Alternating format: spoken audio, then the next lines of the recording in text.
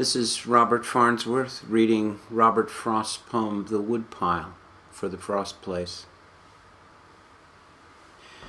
Out walking in the frozen swamp one gray day, I paused and said, I will turn back from here. No, I will go on farther, and we shall see. The hard snow held me, save where now and then one foot went through. The view was all in line, straight up and down of tall, slim trees, too much alike to mark or name a place by, so as to say for certain I was here or somewhere else. I was just far from home. A small bird flew before me.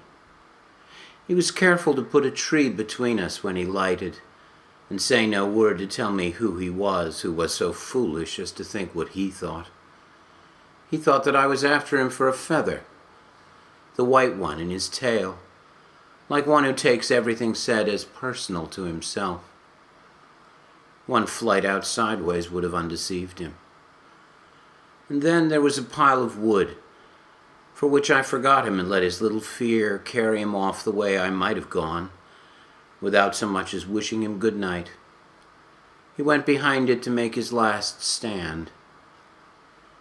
It was a cord of maple, cut and split and piled and measured 4 by 4 by 8, and not another like it could I see.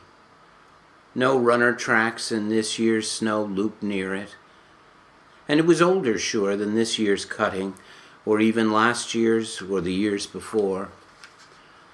The wood was gray, and the bark warping off it, and the pile somewhat sunken. Clematis had wound strings round and round it like a bundle. What held it, though, on one side was a tree still growing, and on one a stake and prop, these latter about to fall.